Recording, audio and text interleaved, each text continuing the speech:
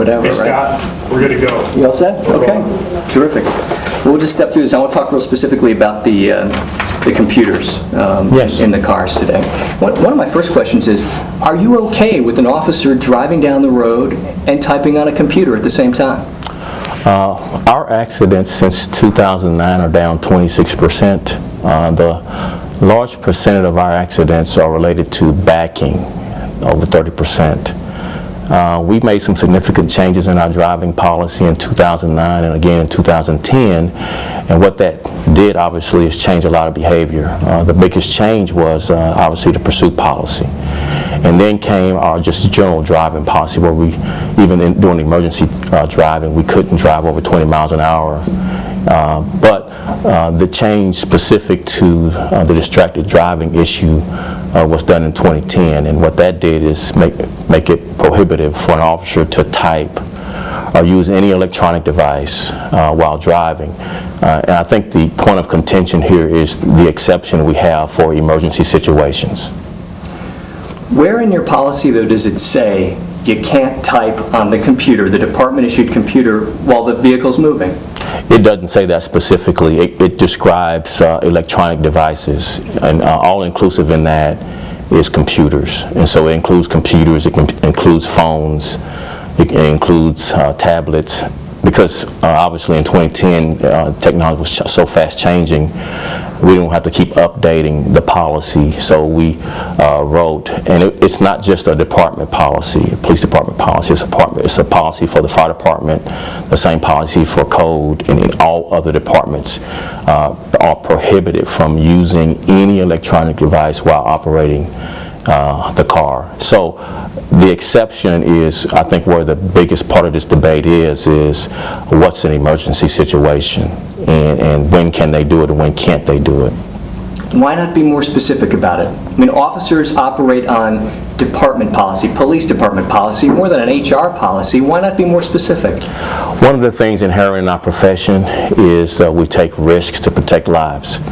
And the exception for emergency situations are basically those emergency life or death situations where the officer has a split-second decision to decide. The best example I can use is one of our officers was shot up in North Dallas a couple years ago, and it hit his lapel of the radio here, and the bullet lodged in his jaw, and he couldn't talk. And he was in an area where our radio reception is poor. And all he had as a lifeline was that computer.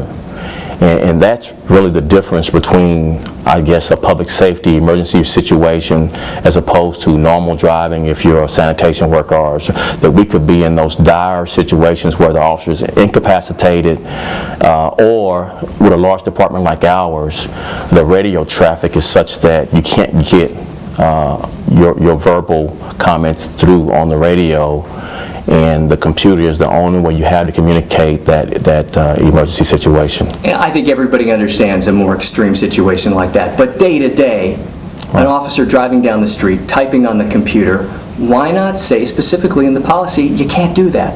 It does say that the way we read it. I think you read it differently, and maybe you have someone else that might read it differently.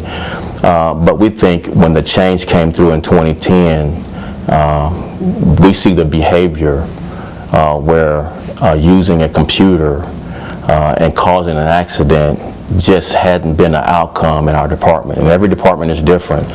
So if you look at all the accidents we have had in the last 4 years since that change was in place, 1% of our accidents are related to an officer using an MDC, using their computer in the car. And so I would suggest those statistics really relate a message to citizens that officers are not using the computer, that they understand the policy, that the policy has sunk in, that you are prohibited from using it unless you have an emergency situation. Even then, it's just not something that the officer would say was an emergency. It's a standard of being reasonable. Was it reasonable for him to use or her to use that? You know, were you being shot at and your radio transmission was not such that it could be heard by the dispatcher, and that's all you had to save your life or the life of another? And that's why we leave that exception, because for every scenario where you or someone might say it's not appropriate, you have maybe 10 real emergency situations where your family or my family could be put at risk because the officer was prohibited from using it during an emergency situation. So we left the policy as prohibitive from doing it, except for, and instead of articulating each and every possible scenario and missing some, we left the exception being a reasonable standard. You know, was it reasonable for that officer? Were there other alternatives he could use? Our deadly force policy is the same way. We just recently put forth a foot pursuit policy. It's the same way. We leave room for those emergency circumstances that really could change everything, where you want the officer to do whatever he has to do or she has to do to protect their life, or whatever they have to do to protect a third party's life. And so that's just the risk inherent in our job is such that we need to leave those exceptions for officer discretion for life or death situations. But to be clear, the policy doesn't say computer anywhere in it.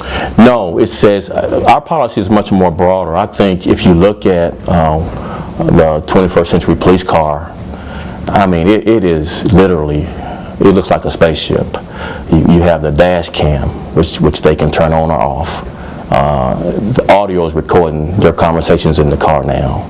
Not just the laptop, the radio, along with the red light and siren machine that turns on or off when the officer wants to make a traffic stop or officer wants to go into chase.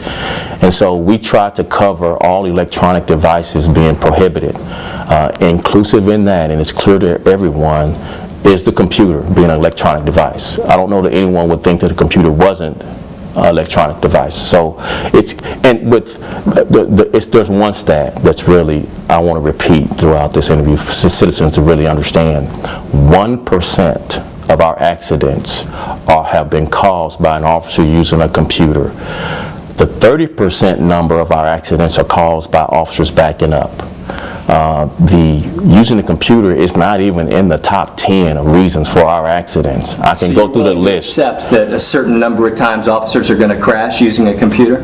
Well, it just hadn't played out that way. And I'm not willing to accept one accident is one too many where it could have been prevented. I'm not saying that at all.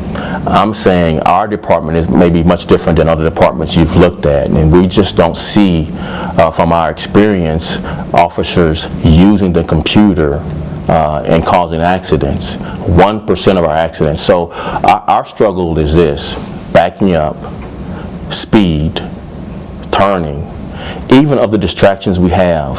The distractions we most often have is officers looking for criminals. I was trained as a rookie cop. When you're driving, look 2 blocks ahead. Keep your windows cracked so you can hear someone crying out for help. Scan the neighborhood, scan alleys. I was much more distracted from trying to catch crooks as a rookie cop than I would have been trying to type. And that seems to be the experience today. Is that because 1% of our accidents are caused by the officer using the computer, the other 99% of our accidents, specifically the accidents related to being distracted, we see in our data where officers are distracted trying to catch crooks or trying to do other things to do routine assignments in the car. But with the computers, you've had guys running up over curbs. You've had them rear-ending other drivers. You had one where the officer crossed the center line and hit another car head-on. Doesn't that indicate to you that there's a need there to reiterate this message more strongly? I went back 4 years to when we really looked hard at our just general driving policy. So 4 years ago, we had 6 accidents out of the 300 where the officer used the MDC. Out of the 300, we had 6. 300 accidents, though. Yeah. Wouldn't you want to take steps to try to bring down any of them you can? Our accidents are down 26%. Over the last 4 years. That is significantly down. You look at the year after the policy went into effect, we had over 200 accidents. 2 were related to using the MDC while driving, and they were disciplined. The next year, we had again over 200 accidents.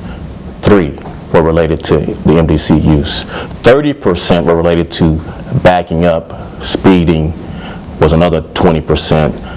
Turning, people trying to catch criminals and making a sharp turn and not doing it safely was another big calls, top 3. MDC usage is just not in the top 10. It's 1% of our total preventable accidents on our department, and it has been consistently 1% over the last 4 years. And we're always looking for ways to improve, not just in the 1% of the officers that use that MDC and have an accident, but we're obviously more focused on the 99% that are doing other things and getting into accidents.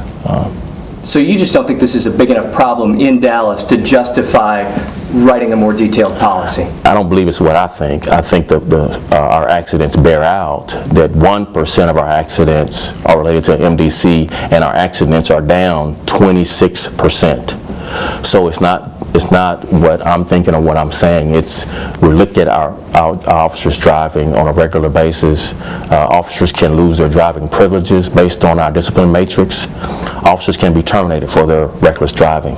And we have had officers get to the point where they couldn't drive. They had to sit in a desk until 2 years had expired. And so we have the most strict driving policy in the country. Our officers cannot get in vehicle chases unless a person has committed a violent felony. No other North Texas city has that strict driving policy. And so maybe we mitigate some of our accidents related to a lot of other things because we're so strict in our officers' driving patterns. Even normal driving, you have to articulate why you would go above the speed limit.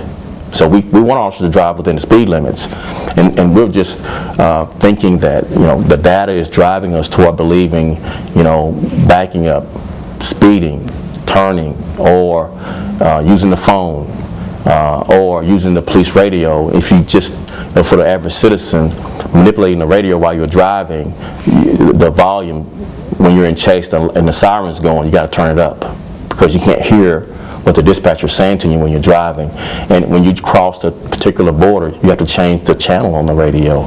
So manipulating the radio is much more of a challenge for an officer, almost inherent in the job because your lifeline is the radio, and then secondarily it's the computer. Yeah, a lot of your counterparts in other cities are putting in these policies that get very specific down to you can do one keystroke and that's it, or you've got to pull over. Are they wrong in their approach? No, again, every department is different. They don't restrict their driving the way we do. We're much more restrictive. Our city partners have much more liberal driving policies, and they may be experiencing something with the MDC that the city of Dallas is not experiencing. Again, like I said, our driving accidents are down 26%. Our MDC usage accidents are 1% of our total accidents.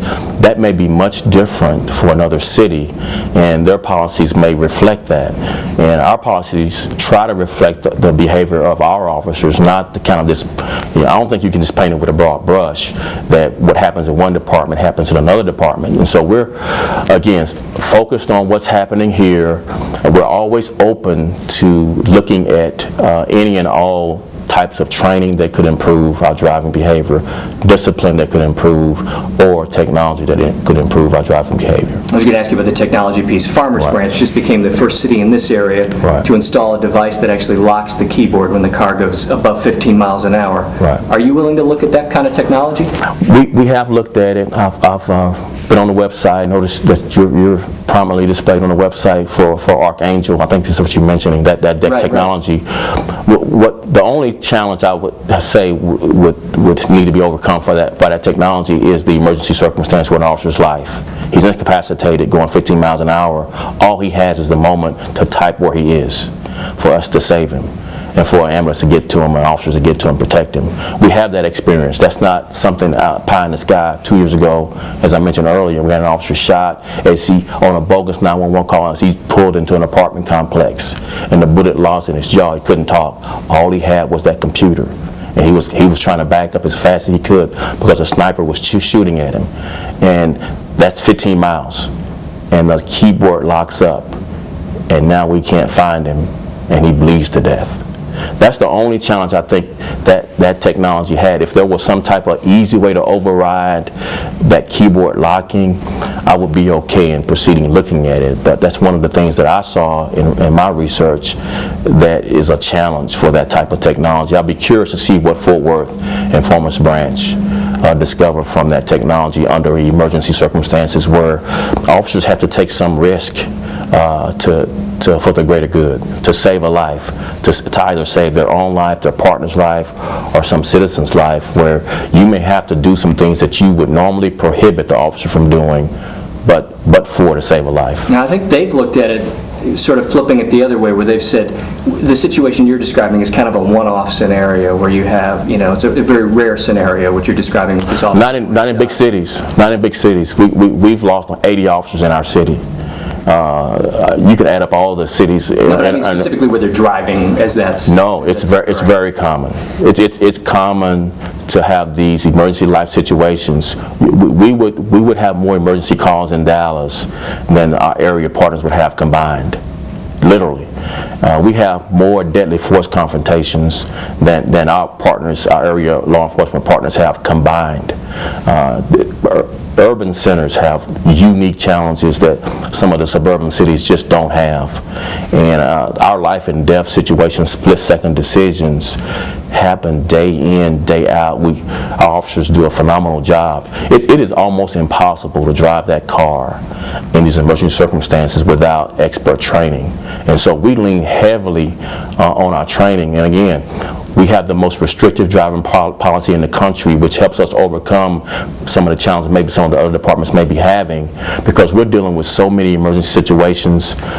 Even today, this year, our emergency calls are up over 30%. And so officers are dealing with more and more of these shooting type situations and what's happening just really across the country with shootings, particularly in places like Chicago, in places like New York and Los Angeles. It's just that it's so overwhelming. The demands for this profession is that we want to leave an exception for an officer to use his discretion to stay alive.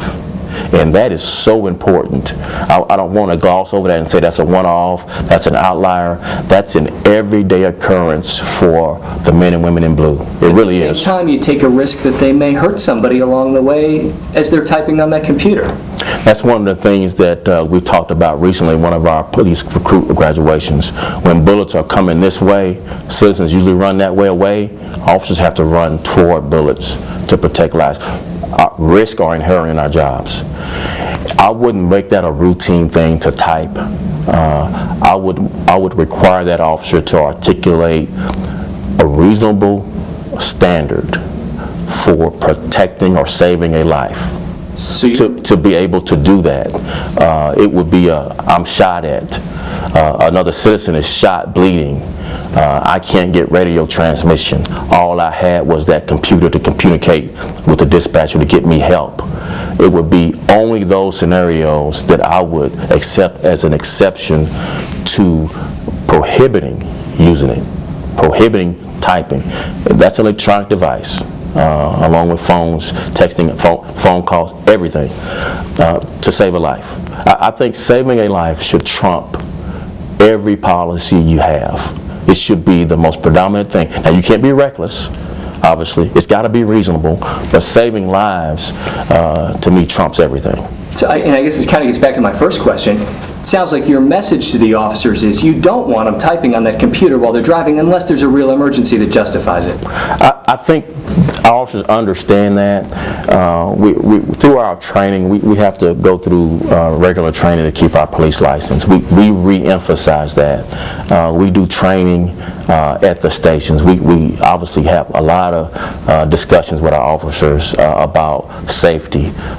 We've had so many officers killed in car wrecks on our department. And there was a time span, because I've been here 30 years, where we had more officers in car wrecks killed than we had shot by felons. And I think so nationally that's still the... It really is, right? and it really prompted us to restrict our chase policy because we were really reckless. And we restricted our driving policy generally, and I think the 2010 prohibition of electronic device uses while you're operating a car, except for the exception of emergencies, which I'm translating to life or death situations for the public to understand what emergency is. I think it's the right place to be. Of course, we're always open to look at and learn from other departments, from obviously technology could help, but it has to be the right type. I just hate to paint every law enforcement department with a broad brush and say we all had the same problems. All of our cultures are unique. I think big cities experience things much different than the suburbs and have different experiences, different police cultures. And we have seen 80 of our officers killed. And so we're quite attuned to officer safety, and we're constantly looking for ways to make officers even safer. So you'll be watching these things as other departments do Very closely. to see how it works. Very closely. I think you struck a chord with this series. I think you really have prompted law enforcement to look at something that maybe we just may have just taken for granted, that putting so much technology in the car could overwhelm an officer in trying to multitask, drive, catch crooks, save lives, and protect themselves.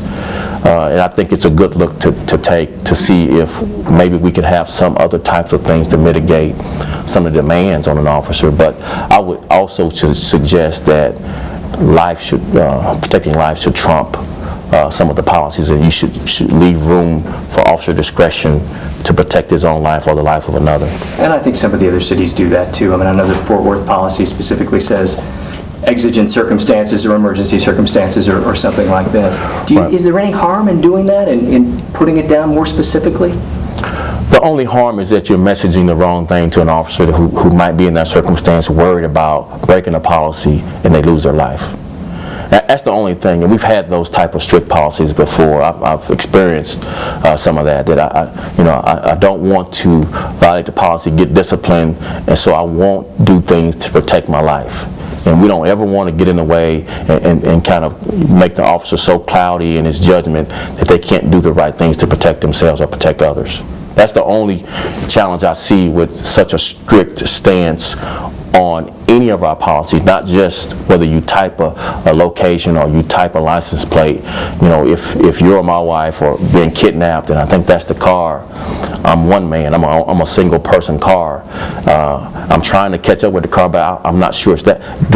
Can I type that license plate and catch that potential kidnapper?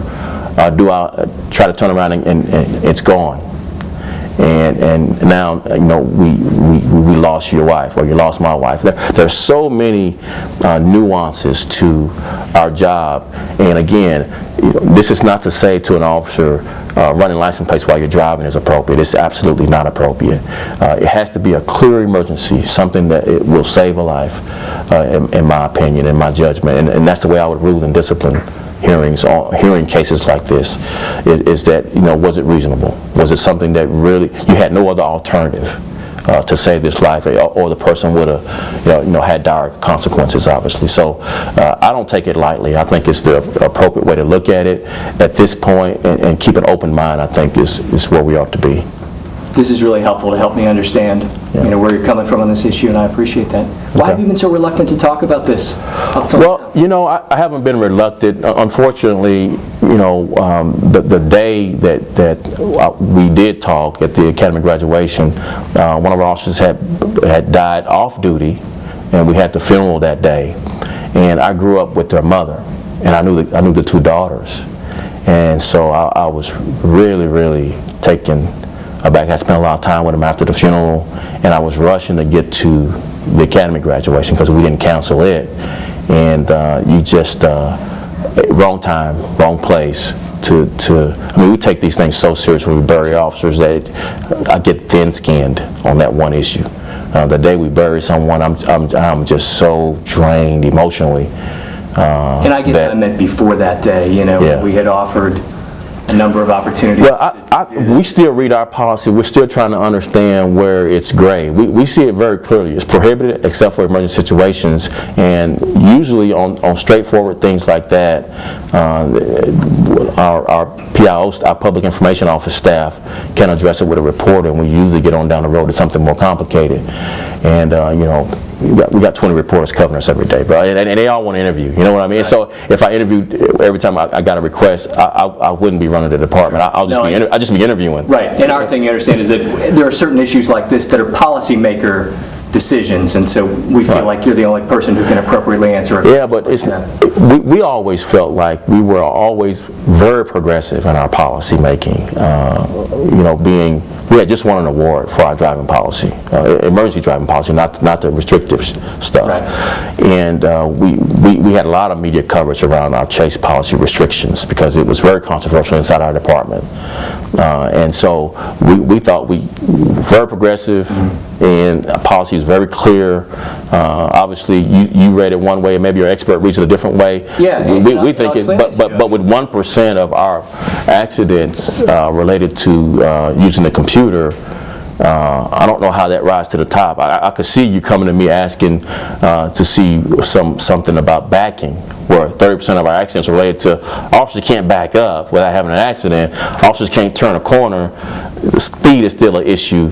You know, we hired 20-somethings, right? Rookie cops. Right, but the backing incidents don't have the potential to kill people the way typing on a computer and crossing a center line does. Right, and again, we haven't had anyone killed. We had 1% of our accidents, 2, 3, 4 accidents. We average 4 over the 4 years.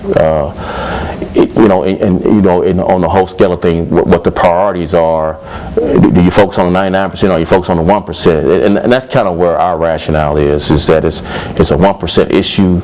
Maybe other departments have an issue, and we're dealing with the 99%. And we're not saying we're objectionable to the 1% of our accidents. One is too many, but we're looking at it as our officers are getting the message, and their behavior reflects that. Yeah, and in terms of the gray area, just so you understand, where they're saying there's gray area is that it's not in the police department policy, it's in an HR department policy, and the policy never says computer and it never defines electronic device. Right, we think electronic devices is, particularly for the cops, where everybody knows what it is. We went through a transition from our policies being at the department level and at the HR level. And the reason why it was removed from the department level, all of our driving policy was at the department level at one point several years back. And we would hear all the appeals in the department, and obviously the perceptions is cops are going to take care of cops and not really hold them accountable. And so by it being taken out of our department into the HR, a civilian board reviews the circumstances related to the accident and rules. And I have to object to their ruling rather than peers looking at it. And we see more accountability by HR having the authority to rule over our officers, more of an objective look rather than peers. And it creates more accountability, we think. And so the results obviously have been some rulings that maybe we would disagree with. Because some civilians may not understand the policing profession, but it has created quite a bit of accountability because it's very difficult to overrule the board once they rule on an accident and charges the officer with the accident. And so we see it as more accountability, more objectivity, and we also see it as something that our officers have responded to. That I'm going before this board and I have to explain to people that don't know the profession what was happening. And that's a lot of accountability when you have to explain more rather than explaining it to another cop that maybe will take some liberties. Right. You know what I mean? Take some liberties. And I know you. We were partners at one time. I know you. And take even more liberties because I know you. And so by it being different in the way the chain of command is, different probably in other cities, we see that as a plus. Yeah. Yeah. Anything else I haven't asked you about on this that's important to cover? I don't think so. I had a few notes. I never referred to them, so I think I'm good. Same, yeah. I think I'm good. I don't think there was anything else on my list too either. I think we hit most. Just remember, our accidents are down 26%. Accidents related to using the MDC are 1% of our total accidents. I think that's the takeaway for the public, is that backing, speeding, turning are the more predominant reasons why our officers have accidents. And at the end of the day, one accident, no matter what the cause, is one too many. And if that 1% involves a crash that really hurts or kills someone, that's a hard pill to swallow. We prohibit using the MDC while driving unless it's to save a life. And we take a lot of risk to save others' lives that maybe you as a civilian wouldn't take, and we hold our officers accountable for those risks they take. They have to articulate that those risks were reasonable, that they took, and that the greater good was sought after to save a life, save their own life, save one else's life. And I think that's a reasonable standard, and we'll let the public judge on that one. I got you. Okay. Thank you, Chief. Thanks, Scott. I appreciate it, I'm brother. grateful for the time. Thank